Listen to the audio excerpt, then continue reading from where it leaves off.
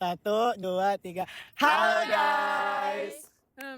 Never have I ever kepo sama isi tas temen kuliah kita. Jujur. Hoping you are ready to break, 'cause it's time for what's in my bag. Jujur, kalau aku sendiri, hal pertama yang aku pikirin sebelum masuk kuliah adalah mau pakai tas yang kayak gimana. Jujur Ya kan? Wow. Soalnya tuh kadang kalau kita kuliah lihat orang tuh ada yang pakai tipe yang fashionable, ada juga yang tasnya itu kelihatan banget kalau tas laptop gitu guys. Oh iya jujur, tapi itu juga pengaruh dari kebutuhan kita juga nggak sih? Iya betul banget. Itu kebutuhannya emang buat fashion kah atau emang kayak buat naruh tas laptop yang gebong yang gede gitu, atau enggak kayak emang buat yang tas cimit-cimit yang kayak girly pop gitu? Itu gue ya pakai tas. Kebetulan banget hari ini kita tasnya beda-beda banget. Coba dilihatin nih, ini tasnya Irham. Yes, this is my Tasnya tas. ini tas aku pakai ransel. Aku juga ransel. Gitu ya, betul banget. Karena udah nggak sabar lagi, yuk kita buka satu-satu isinya dan omongin nih barang-barang apa aja sih yang kita bawa di tas kita. Jujur. Langsung aja, siapa duluan? Ya, Nih, oke. ya. Kita mulai dari Irham dulu kali ya. Oke, jadi barang pertama yang ada di tas gue yaitu HP. Jadi dulu tuh gue beli HP ini, gue dulu bingung banget sebenarnya mau beli HP yang kayak gimana. Cuma abang gue tiba-tiba ngobrol ke gue, HP ini bagus nih, ya udah, mending beli HP ini aja karena speknya juga bagus, terus kameranya juga bagus. Oke. Nah, gue dulu tuh bingung, lah kok dia ngapain sih tiba-tiba nyaranin gitu. Tapi gue juga di satu sisi, kok gue mulai tertarik juga sama Kayak HP ini. terinfluence gitu ya terinfluence sama karena abang abang gue. Nah, setelah gue cari-cari, gue research, ternyata ini tuh ada ilmiahnya loh. Oh gitu. Iya. Apa tuh namanya? Apa sih? Kalau di perilaku konsumen namanya tuh word of mouth. Saya pernah denger Saya denger sih, Kenapa tahu sih artinya? Aku juga suka. Kayak ibu-ibu gosip nggak sih? Bisa jadi ya. Iya, word of mouth tuh. Word of mouth itu komunikasi informal antar individu mengenai pengalaman, opini atau penilaian terhadap suatu produk atau merek yang berpengaruh terhadap sikap sama keputusan kita waktu beli sesuatu. Oh gitu. Paham Pantesan banget ya. sih. Terus menurut Kotler sama Keller juga, word of mouth ini salah satu bentuk komunikasi yang paling efektif karena berasal dari orang yang paling kita anggap kredibel sama gak punya kepentingan komersial secara langsung ke kitanya. Oh berarti kalau dalam fenomena ini tuh sosok kredibelnya itu abang lu ya? Iya, abang gua. Oh paham. Iya berarti. Kalau gue juga pernah tuh ada pengalaman. Even gue masuk sekolah aja dulu pas SMA itu juga word of mouth berarti dari temannya nyokap gue, karena nyokap gue influence gitu. Jujur Iya, gitu. Bisa banget sih, Bisa apalagi banget. pernah gak sih kalau lihat orang yang kita suka itu pakai sesuatu terus kita jadi kayak kepo gitu, mau pakai itu Jujur, juga ya kan? Iya. Kita pengen couple-an nih sama crush kita atau Emang ngaruh banget sih word of mouth. Jadi sebenarnya di kehidupan kita sehari-hari itu banyak banget kasus word of mouth ya. Bener-bener. Iya benar banget. Selanjutnya mungkin kita Selanjutnya geser. langsung kita geser. Joa. Iya, terima kasih. Kalau aku sendiri itu cari tas yang kompartemennya itu besar. Oh gitu. Iya, tapi masih bagus kalau dipakai buat ke kampus gitu, terus masih enak dilihat, masih stylish gitu. Yes. Ini mungkin kita bisa lihat dari modelnya sendiri Iya tuh. jujur. Modelnya gue suka Stylish banget, banget, kayak stylish simple banget. dan stylish gitu, terus juga kayak Fashionable. mencolok banget. Apalagi ini tuh bisa pakai dua gaya gitu, bisa dipakai handbag sama shoulder bag. Itu tuh iya. menurut aku salah satu kelebihan tasnya yang emang di brag banget sama penjualnya dari TikTok. Karena kita kan pasti hampir setiap hari gitu ya buka TikTok, dan karena aku lagi cari tas juga, promosi dari brand ini tuh oke banget.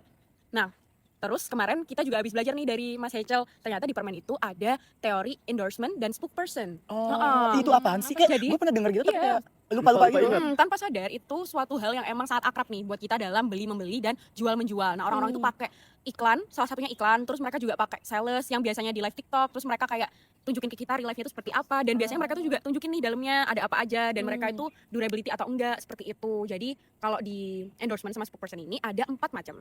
Nah, buat yang tasku sendiri ini dia special. Iya, nggak apa-apa. Kalau dia itu spesifiknya di medium salesperson. Jadi mereka setengah dari visualisasinya, terus mereka juga dalam hal berbicara itu mereka menjualkan tasnya itu dari situ gitu. Terus ada 3 yang lainnya itu ada celebrity endorsement. Kalau misalnya kalian beli barang karena ada selebriti yang pakai, nah itu termasuk juga. Terus ada salesperson credibility, itu termasuk dari live TikTok. Terus kayak sales Sephora atau kalian kalau ke mall biasanya dia jualin itu termasuk. Terus ada vendor credibility. Ini menurut aku yang paling penting karena dari branding tasku sendiri itu dia jualan tas itu emang spesialisasinya itu di tas kulit. Jadi aku nggak ragu-ragu nih kalau mau beli tas kulit. Nah gitu.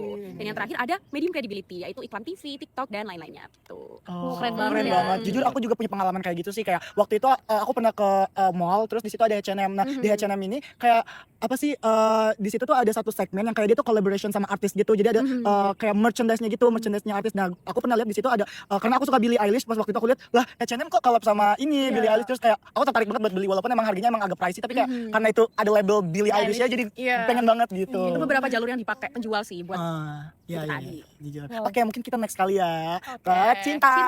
Oke guys, jadi sebenarnya tas gue itu tas ransel polos warna hitam, tapi gue gue suka koleksi keychain kan, dan di sini cukup menarik karena gue recently baru beli Pop Mart yang Wah, sekarang lagi lucu banget anjir. Iya, ini Pop Mart pertama gue, and sebenarnya ada teori menarik juga nih yang bisa gue sambungin sama Pop Mart. Kalian pernah dengar nggak tentang product expertise? Apa tuh? Apa tuh? Oke, jadi Jujur baru denger. product expertise itu kalau brandnya ini, in this case Pop Mart, dia tuh ngerti banget tentang DNA dari produknya gitu. Misal nih kalau Cry Baby, dia kan kayak ekspresinya nangis terus kayak Sorry guys. jadi kalau Cry Baby ini kan ekspresinya nangis terus kayak dia tuh banyak tema-temanya juga kan, kayak misalnya kayak Cry Baby Holiday, kayak seri yang Holiday lagi Christmas, terus kalau ini apa ya, sebenarnya ini kepalanya doang. Tapi dia ciri khasnya ada air matanya ya. Iya, di ada ciri khas itu ininya ada air matanya. Nah, itu bagian dari apa tadi? Product expertise. Ini bagian dari product expertise, di mana si brandnya itu ngerti apa ya, selling point dari produknya gitu. I masuk akal see. sih. Jadi itu yang kayak faktor-faktor memengaruhi perilaku konsumen kita, kayak gimana kita membeli dan kita pengen hal tersebut gitu ya. Iya.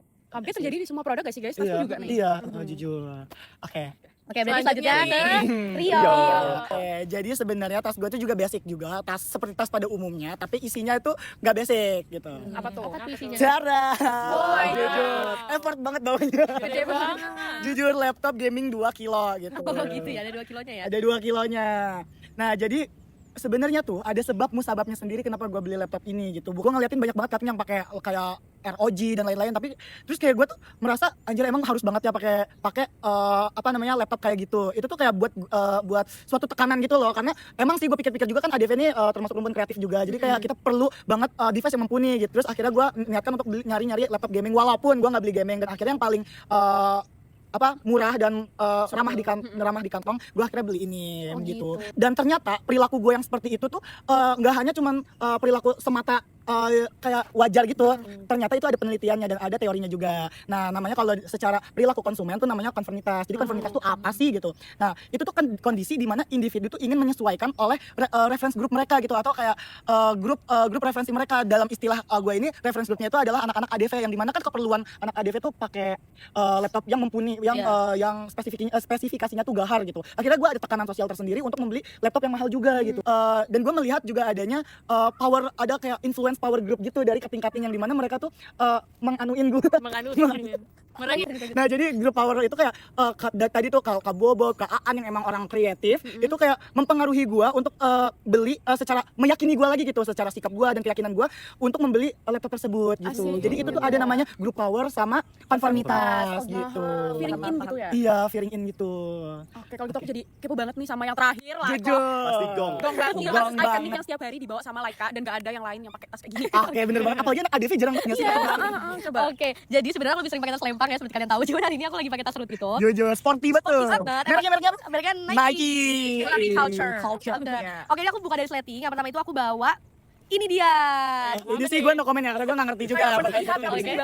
Ini sebenarnya dulu tuh sempat viral banget. Ini tuh lip tint Timeforia dan ini sempat trending di TikTok. Tahu gak sih kenapa? Karena salah satu dari opinion leader dalam bidang kosmetik atau kecantikan itu dia merekomendasikan lip tint Timeforia ini. Oh, siapa? Apa itu? Apa tadi namanya? Opinion leader. Nah, itu tuh apa tuh? Oke, tadi opinion leader ya Rio. Jadi kalau opinion leader itu adalah seseorang yang secara informal dia memengaruhi orang lain tapi tanpa ada motif keuntungan komersial. Nah, jadi opinion leader yang aku maksud di sini adalah Tasya Farasya karena dia expert banget dalam bidang kosmetik. Oh iya. Gue tahu tuh Tasya Farasya walaupun gue gak pakai makeup. Nah, jadi opinion leader itu dianggap sebagai seseorang yang memberikan nasihat tulus karena dia itu kalau misalnya memberi opini itu berdasarkan pengalaman dia langsung tanpa adanya endorsement. Jadi tadi beda tuh kalau yang dibahas sama Jowa tadi sempat nyinggung tentang endorse kan. Nah, kalau misalnya opinion leader ini ya emang dia merasa dia adalah orang yang expert dalam bidang tertentu dan dia selalu merekomendasikan produk yang bagus kepada konsumen. Sampai nanti konsumen yang lagi gelisah atau cemas buat beli suatu produk ini bisa dia nyari nih, aduh opinion leader bidang apa yang gue perluin dan nanti gue bakal nonton nih. Nah, kalau dalam kasus ini adalah Tasya Farasya yang dimana pada saat dia merekomendasikan lip tint ini ternyata lip tintnya bagus banget. Jadi gue kayak ngerasa oh ternyata Tasya Farasya aja udah bilang bagus, berarti produknya benar-benar bagus.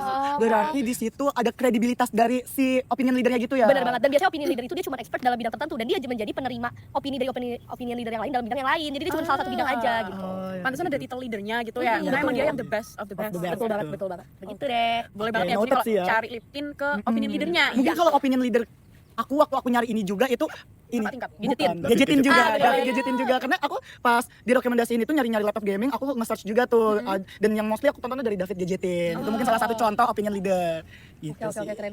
Udah sih. Oke, tadi kita udah belajar banyak banget loh guys. Iya sih, Ternyata tanpa jujur sadar. insightful banget. Gue Bener kayak, banget. oh ternyata nih ada sebab-musabab itu bukan kayak, oh ini tuh cuman hal yang biasa kita lakukan, tapi ternyata emang ada teorinya. Bener. Jadi sebenarnya semua hal yang terjadi di kehidupan kita, semua perilaku konsumen, perilaku kita sendiri itu tuh ada teorinya. Jadi sebenarnya ternyata perilaku konsumen itu Udah ada polanya gitu ya. Iya, udah ada polanya gitu ya. Jujur, daging sih. Daging. Bobot.